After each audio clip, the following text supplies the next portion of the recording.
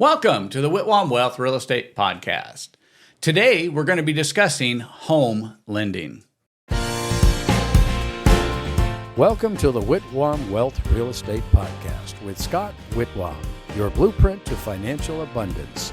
Settle in as we explore the mindset and methods for wealth building through real estate. Welcome back. I'm Scott Whitwam. I'm glad you joined me today for this episode of home lending. At some point, as investors, we'll likely need a good conforming lender to work with, whether it's for our own home or to aid our retail buyers in purchasing our assets. Today, I've invited Christian Wohl of Barrett Financial and Home Sweet Loans to join me on the podcast. Christian, welcome to the Whitwam Wealth Real Estate Podcast. Thanks, Scott. I'm really glad to have you here. I've been kind of looking forward to this conversation. As have I. Well, let's jump right into it. I've got some questions I'd like to kind of ask you, but I think first off, the first one should be, can you share a little bit about your experience as a lender? Absolutely. So closing in on about 5 years in the industry, came straight into the broker world, and absolutely love it. There's nothing like being able to fit every lending box for somebody, no matter what the scenario is. Everything from multi-million-dollar homes to tiny homes and everything in between. Right. Makes it exciting. Well, we all have kind of the story of how we got to where we were. So you said you started 5 years ago. Mm-hmm. What was the process? What made you say, hey, I want to get into this wild, exciting world of home lending? Yeah. So a friend of mine that's in the industry had been recruiting me for a couple of years, and I had been traveling in my other industry as a software consultant, helping dealerships. Didn't want to travel anymore, just wanted to be at home with my family a bit more. And when March of 2020 rolled around, kind of a funny date on the calendar, I decided I think now's the time to make that move. So I came over and never turned back, never looked back. But it was a fun time trying to tell your wife, hey, I'm gonna leave my guaranteed salary plus commissions, right, with benefits and matching 401k and all that to go work for myself and start my own business. Well, you and I have worked together on a number of deals, and when I think about what you talk about, March 2020, when COVID hit, because when COVID hit, everybody in my sphere of influence looked at the market that had already the numbers weren't good already coming out of 2019 as far as the interest rates, the short-term lending rates, some of the economics, and we thought there was going to be a little bit of a pause anyways, on at least the investment side of the industry. And then we hit March 2020 and COVID gets declared. And we thought, okay, this is it. This is going to put the brakes on it. And it did just the opposite. Right. The real estate industry kind of went wild. But it's a big step to go from a corporate job where you've got guaranteed income and then come over into home lending. So there must be a why. I mean, there's got to be a story behind why you'd make the jump into, becoming a lender, a mortgage lender for. Absolutely. Yeah. Thank you for asking. So a couple of things. Number one, I'd always wanted to work for myself. I have entrepreneurs all over both sides of my family, farmers in North Dakota going back more than 100 years. And when I bought my first house in the early 2000s, I didn't understand my mortgage, and I got pushed into a bad mortgage, and my rate adjusted quickly, and then it adjusted again, and very quickly I couldn't afford my home, and I had to sell it. And luckily, an investor came and bought it. And I was able to get out from it and walk away with a very small amount of money. But that's gutting when you work very hard to buy your first home and then you find yourself in a situation where you need to sell that home. Right. So I thought long and hard about why I was going to get into this industry. And when I made the commitment to get into it, it was, I'm going to help people. And I'm going to make sure they understand their mortgage and how it works. And we're going to have a plan for it so that what happened to me does not happen to them. Well, having a good mortgage lender is very important because of that. As a real estate investor, over the years, I've been doing this since the late 80s. And we have bought a lot of houses because people had bad lenders. They got them into some kind of loan that they didn't understand, and then all of a sudden, rate adjustments, terms change, balloons hit, these kind of things that when you're buying the house, you think, 3 years is forever down the road. 5 years is forever down the road. But eventually 3 years and 5 years gets here. And then people are calling people like me who come in and are the solution. You've got a problem, we're the solution. And generally that means that the homeowner is losing on the deal. Not because we're trying to steal the house, but we've got expenses, we've got employees to pay, we've got profit that we have to make. Mm-hmm. And having gotten wrapped up into some kind of bad mortgage vehicle, is like driving an unsafe car down a side of a mountain, Right. You want to put the brakes on, but you can't. It's too late and you're going to crash, and then somebody has to come in and rescue you. So it's noble that you said, hey, look, this happened to me and I want to keep this from happening to other people. So if I get involved here, I can be better at educating. And I know you do a good job with that, with educating, people who are borrowing, answering questions, being available, which makes you different than most lenders out there. I'm not going to say all, but most lenders out there don't take the time to do that. They're just like, well, just trust me. This is how it works. And, they're more interested in getting a check than actually helping their clients. So what is your current focus then in this area right now? Yeah, it's much more than just a rate. Do I get them a good rate? Absolutely. But it's much more than just that. It's understanding all the different parts of their mortgage and all the different options that they may have, and an exit strategy for that. Right. If this is a short-term move to help them acquire the property, and then from an investor perspective or a first-time buyer perspective, perhaps we just need to get the property. Great. And then what's our exit strategy from this loan to get you the next loan? That's often the situation, right? So education is one of the focuses, and the next is just learning and staying up on all the current products that are out there. I've got 150 lenders, Scott. They all don't do the same products, right? Which is wonderful because I can do Well, I get that question. Hey, yeah. What is going to be my rate? What is going to be this? Yes. And I have to say, call Christian. Mm-hmm. It's like, keep me out of this because it changes so fast. Sure. And so often. Yeah, and typical garden variety, VA, conventionals, FHAs. Yes, I do those absolutely. But more, obscure lending. Bank statements, DSCRs, no ratio loans. All kinds of for different types of products for different folks. Absolutely, and depending on how much they're putting down, credit score, reserves. A lot of different variables that'll help them back into a rate. Do they want to take the free rate? Do they want to maybe take some lender credit and a little higher rate, right, which may make sense to help with closing costs? Do they want to buy down their rate just based on the right, exit strategy for this particular property? Well, yeah, you got to have those conversations with them because depending on how long they're going to be in the home, yes, all those things make a difference. Yes. So that's why you just can't say, well, yeah, this is the rate. Yeah, it's much more complex. Yeah, especially if somebody has been transferred. Let's say somebody got transferred here and they say, hey, look, they're going to transfer me here for 3 years. Great. I'm going to buy a house. Great. So now we've got a plan. Yeah. So now what benefit, or do I buy the rate down? Does that make sense? Do I take the lender credit? Yes. And figure out what that is worth over the 3-year period. So correct. And so a lot of lenders don't do what you're talking about. Yes. Right. And that's the wonderful piece, is being able to talk folks through that. Everybody from first timers, that may mean that we're going to go through it a few times right, because conceptually it's new, and that's okay. Let's talk through it to the most savvy of investors that are going to understand and ask the questions that are most important to them. And let's go through that too. Well, what's amazing to me is all of how the programs have changed. When I got started in the late 80s, early 90s, you had conventional, which required at least 20% down. Then you had FHA, and then VA if you were former military, and that was pretty much it. Oh, there was USDA because we actually bought a home with USDA's their zero down program, but it had to be in a specific area. You had to be in a specific location in order to do that. But now they've got programs like down payment assistance and those kind of things. Talk a little bit about some of the special programs that may be available. Yes. So affordability has become a big question, right? As the cost of real estate has moved up, I have lenders that will give you, and the state and other programs, grants that will give first-time home buyers down payment assistance.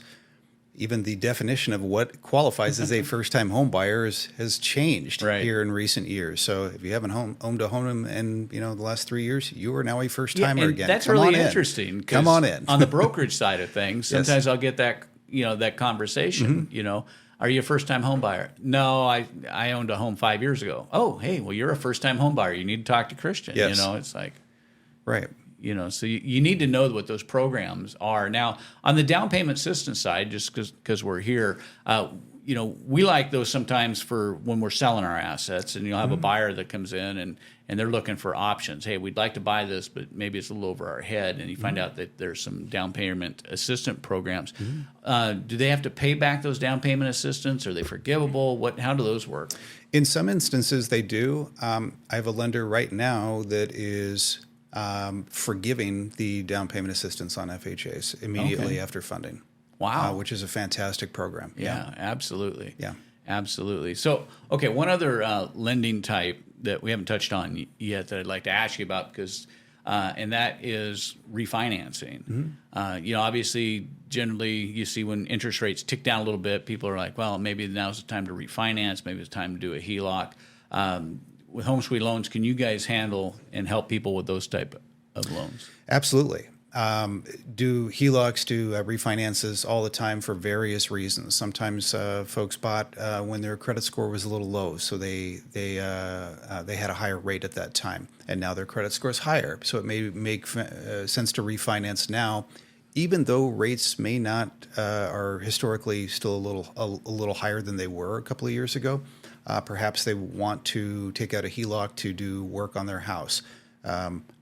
These are easy for me to do. I can get done typically in a week or so. Right. I helped a gentleman this last week. He wants to redo his driveway, bathrooms, some other things in the house. Right. So, so there's no confusion, a HELOC is a home equity line of credit. Yes. So that you take part of your equity out of your home. Yes. We don't touch the first rate. Right. First rate stays secure, right? So if you've so got if you a have nice low rate. if you have 3% on your first, you can still do a HELOC. Yes. To take money out. Right. Okay, well that gives some options sometimes, and sometimes for our investor students, we actually encourage them to take a look at their equity in their current property if they need cash in order to invest. Now, obviously, I teach pretty significantly how to buy homes with no money down, but you can't buy every home with no money down. Right.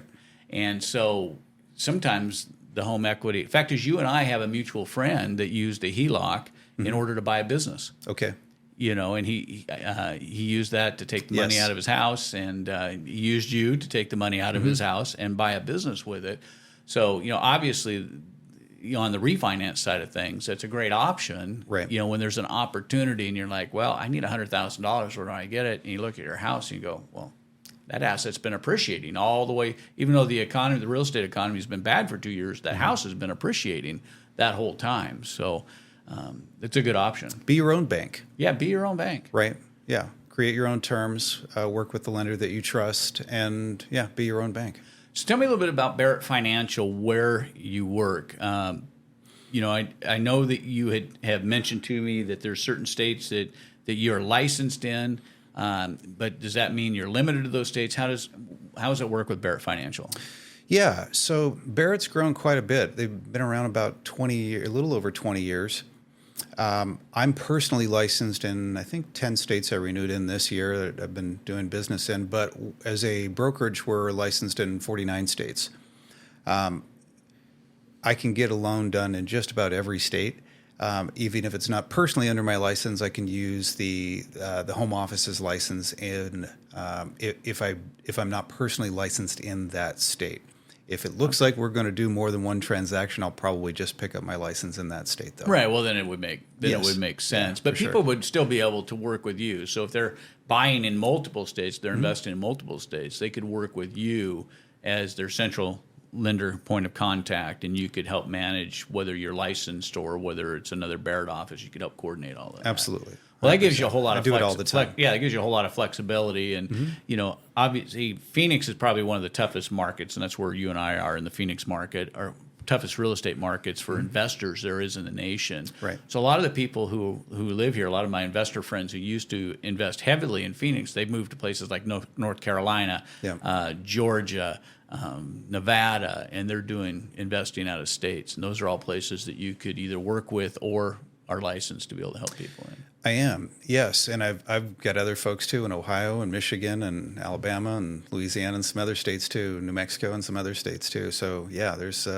investors moving all over the country. Well, the neat thing is some of these other states too, you don't have to go very far to get outside of the conventional terms and find yourself in a USDA district too. Correct. So if you were, let's say that somebody wanted to relocate to Tennessee, they may be able to use USDA to buy their property there. Right. And then if they needed to, refinance their property here or wherever they're at into an investment property. And, Correct.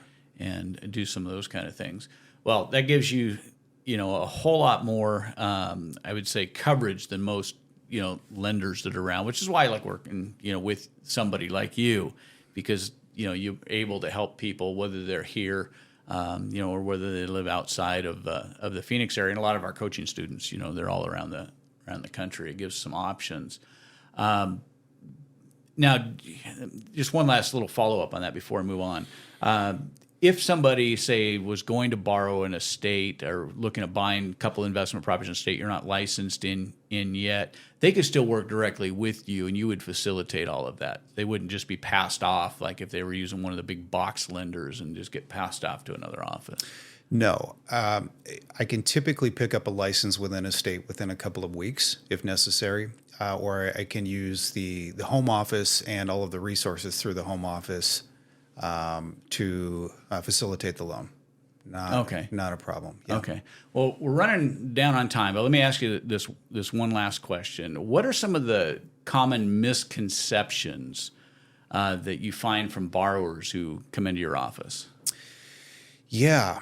There is a lot of misinformation, I think, out there, and I think a lot of it comes from their family and friends too, that they need to wait for rates to come down to buy. And I think you hear that probably a lot too. Yeah. And we know that it's just the opposite of that the right time to buy is when you know that you're going to stay in a community for at least 2 or 3 years. Right. Nothing in life happens without a plan. And the same thing with your living situation. Buy when you know you're going to live in your community. You don't buy based around a rate. You don't try to time the market, right? Well, yeah, that's dangerous when you're trying to time them. Yeah, same thing with investing for your future and your retirement. You start throwing money into that fund to plan for your retirement. It's the same thing here, because you'll always be able to refinance down the road and improve your position on your rate and your plan, like we discussed earlier. Don't wait. Don't listen to your family, the media, your neighbors that maybe had a different experience years and years ago. Come talk to an expert. Yeah, and I don't know about you, but I bought a lot of stuff at 10% and above. Sure. And, it's really easy to go, oh, I waited and got a better rate, but you could be on the other side of the thing and go, you waited and now rates aren't as good. Mm-hmm. So buy the house that you like, buy the house that you afford, makes sense. And you're going to be surprised because typical appreciation in real estate is 3 to 4% per year. And that's going all the way back to World War II. Mm-hmm. And so, you are going to be building equity. Even if you're paying a little bit higher interest rates, you're going to be building equity. So again, timing the market doesn't seem to work really well. I know that Eric's going to overlay on the screen for us your contact information, but how is the best way for people to get in contact with you if they'd like to work with you and Barrett Financial Home Sweet Loans? Yeah, my website, sweetloans.net. Okay. Is the best way. My phone number's right there. There's a red button that says talk to me. You can click and grab time on my calendar right there as well. If you'd like to schedule time with me. My Instagram is Christian Knows Mortgages. You can find me there as well. Okay, beautiful. And that's on the screen, so you can certainly, to go out there, I encourage you to contact Christian Wohl at Barrett Financial and Home Sweet Loans. But we've come to the end of the time for this week's Whitwam Wealth Real Estate Podcast. I want to thank you for taking time to join us on the podcast today. Be sure to subscribe today and be part of our growing community. And leave us a review. We'd love to hear from you. If you have any questions, we'd love to get those and be able to answer those. You can always find the Whitwam Wealth Real Estate Podcast on Apple Podcasts, Spotify, iHeart Podcast, YouTube, or wherever you enjoy listening to podcasts. This is Scott Whitwam. Be sure to join me on our next episode of the Whitwam Wealth Real Estate Podcast, where we're wealth building through real estate.